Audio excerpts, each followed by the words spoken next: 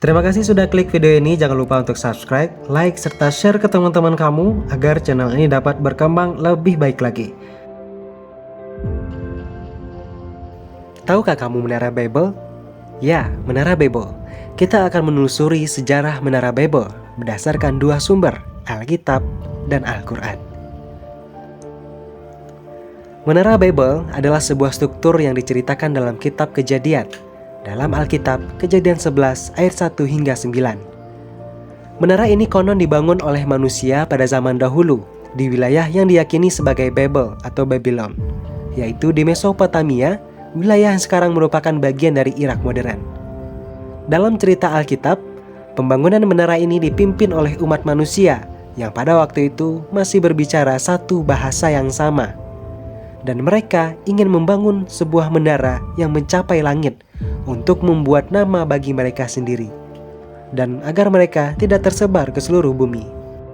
Babel atau Babylon adalah salah satu kota kuno yang terletak di Mesopotamia dan merupakan pusat peradaban besar di wilayah tersebut. Menara Babel dikaitkan dengan periode awal peradaban manusia setelah banjir besar pada zaman Nabi Nuh. Orang-orang saat itu mencapai ketenangan dan kemuliaan dengan membangun sebuah menara yang sangat tinggi sampai mencapai langit. Tujuan dari pembangunan menara ini adalah untuk menghindari penyebaran manusia ke seluruh bumi, dan mereka ingin tetap bersatu di satu tempat. Menara ini dibangun dari bata-bata yang dibakar dan bahan perekatnya adalah aspal. Seperti yang dijelaskan dalam Alkitab, metode ini adalah teknik konstruksi yang umum di Mesopotamia kuno. Menara tersebut diyakini sebagai zigurat, yaitu jenis bangunan piramida berundak yang sering dibangun di Mesopotamia sebagai bagian dari kompleks kuil. Zigurat biasanya digunakan untuk tujuan keagamaan, dan di puncaknya terdapat kuil yang dianggap sebagai tempat tinggal dewa-dewa. Beberapa sejarawan menganggap bahwa Menara Babel terinspirasi dari Etemenanki, sebuah zigurat besar yang dibangun di kota Babylon untuk menghormati dewa utama Babel, yaitu Marduk. Menurut cerita dalam Alkitab Kejadian, Tuhan tidak menyukai kesombongan manusia yang mencoba menyamainya dengan membangun menara yang mencapai langit. Sebagai hukuman, Tuhan mengacaukan bahasa mereka sehingga mereka tidak lagi dapat saling mengerti. Karena tidak bisa berkomunikasi satu sama lain, pembangunan menara terhenti dan manusia akhirnya tersebar ke seluruh penjuru bumi. Kisah ini digunakan dalam teologi Yahudi dan Kristen sebagai penjelasan tentang asal mula perbedaan bahasa dan penyebaran manusia ke seluruh dunia. Secara simbolis, Menara Babel sering dianggap sebagai lambang dari kesombongan manusia yang mencoba menantang Tuhan. Kesatuan bahasa diinterpretasikan sebagai simbol dari manusia yang berada dalam kedudukan terlalu tinggi dan berpikir dapat melampaui batas mereka. Dalam banyak budaya, menara ini juga dianggap sebagai cerita asal-usul perpecahan manusia menjadi berbagai bangsa dengan bahasa yang berbeda-beda. Dalam peradaban Mesopotamia kuno, pembangunan menara atau zigurat besar adalah bentuk ekspresi keagamaan dan simbol kekuasaan. Babilonia dikenal dengan zigurat-zigurat besar, dan Menara Babel mungkin adalah mitos yang terinspirasi dari kebesaran arsitektur mereka. Beberapa peneliti percaya bahwa Menara Babel mungkin merujuk pada zigurat Etemenanki di Babylon, yang menurut catatan sejarah mencapai tinggi sekitar 91 meter. Banyak peneliti modern yang memandang cerita Menara Babel sebagai mitos atau alegori yang digunakan untuk menjelaskan fenomena sosial dan budaya, seperti perpecahan bangsa dan bahasa. Sedangkan dalam tradisi Islam, cerita tentang Menara Babel tidak secara langsung disebutkan dalam Al-Quran, seperti halnya dalam Alkitab. Namun, ada beberapa sumber dari tafsir dan literatur Islam yang mengaitkan Menara Babel dengan kisah-kisah yang disebutkan dalam Al-Quran dan hadis. Khususnya tentang kejadian di zaman Nabi Sulaiman atau Nabi Ibrahim, serta berkaitan dengan kisah kerajaan Babilonia. Kisah Babel dalam Al-Quran. Meskipun Menara Babel tidak disebutkan secara langsung dalam Al-Quran, ada beberapa ayat yang merujuk pada peristiwa-peristiwa di Babilonia yang melibatkan para malaikat dan kejadian-kejadian gaib. Salah satu kisah yang paling relevan dengan Babel terdapat dalam surah Al-Baqarah ayat 102 yang menyebutkan bahwa di kota Babylon terdapat dua malaikat bernama Harut dan Marut yang mengajarkan manusia ilmu sihir sebagai ujian. Dan mereka mengikuti apa yang dibacakan oleh setan-setan pada masa kerajaan Sulaiman. Dan Sulaiman itu tidak kafir, tetapi setan-setan itulah yang kafir.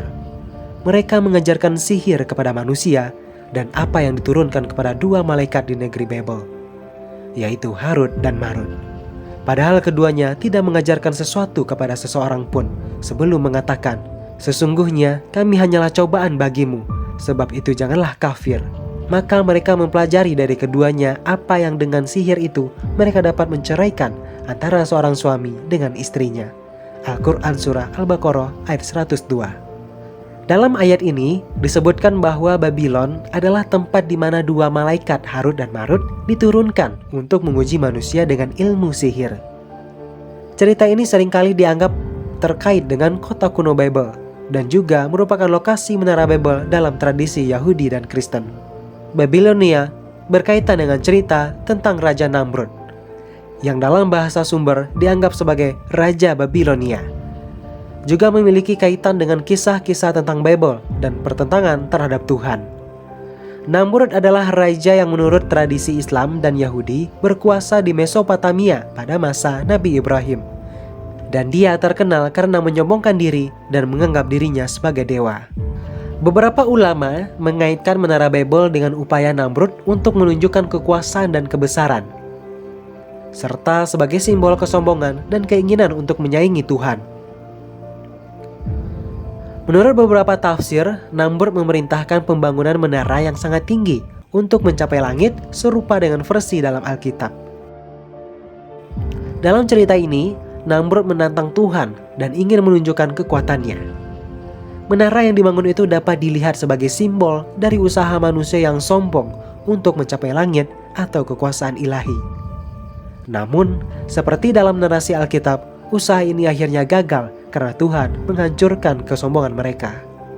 Sebagian ulama mengaitkan pembangunan menara Babel dengan simbol kesombongan manusia, khususnya dalam konteks raja-raja seperti Namrud yang mencoba melampaui batas mereka sebagai manusia. Dalam pandangan Islam, kisah ini mengajarkan bahwa manusia tidak seharusnya bersikap sombong dan merasa mampu menandingi kekuasaan Allah. Allah mengajarkan manusia untuk bersyukur, rendah hati, dan taat kepadanya. Meskipun menara Babel tidak disebutkan secara langsung dalam Al-Quran, cerita tentang kesombongan manusia yang ingin menjangkau langit relevan dalam ajaran Islam, terutama yang berkaitan dengan larangan kesombongan dan pertentangan terhadap Tuhan. Dalam konteks Babylon, kisah Harut dan Marut memiliki peran penting dalam tradisi Islam. Babylon dianggap sebagai tempat ujian bagi manusia, di mana sihir diajarkan sebagai cobaan. Kisah Harut dan Marut menekankan bahwa meskipun manusia diberi pengetahuan, mereka juga harus menggunakan pengetahuan tersebut dengan bijak dan tidak melanggar perintah Allah. Kaitan antara cerita sihir di Babylon dan menara Babel dalam tradisi Yahudi Kristen memberikan penghubung bahwa wilayah Babylon adalah tempat di mana terjadinya banyak kejadian, ujian, dan kekuatan spiritual. Hal ini selaras dengan peran Babylon sebagai pusat kebudayaan dan spiritualitas kuno. Dalam Islam, cerita seperti menara Babel, meskipun tidak disebutkan secara langsung, dapat dilihat sebagai pelajaran tentang bahaya, kesombongan, dan egoisme. Manusia yang mencoba menguasai dunia atau menandingi kekuasaan Allah akan selalu gagal. Sama seperti kisah Fir'aun dalam Al-Quran yang juga menjadi simbol kesombongan. Cerita-cerita seperti menara Babel mengingatkan umat manusia untuk tidak menyombongkan diri di hadapan Allah. Meskipun menara Babel tidak disebutkan secara langsung dalam Al-Quran, tradisi Islam menyajikan beberapa cerita yang mungkin dengan tema serupa, yaitu kesombongan manusia dan pelanggaran batas yang ditetapkan oleh Tuhan. Babilonia dalam tradisi Islam juga menjadi tempat yang penting karena terkait dengan kisah Harut dan Marut, serta kekuasaan raja-raja seperti Namrud yang sombong dan berusaha menyaingi Tuhan. Kisah-kisah ini mengajarkan umat Islam tentang pentingnya kerendahan hati dan ketaatan kepada Allah Subhanahu wa Ta'ala. Terima kasih sudah menonton video ini. Jangan lupa klik subscribe, like, serta share ke teman-teman kamu agar channel ini dapat berkembang lebih baik lagi.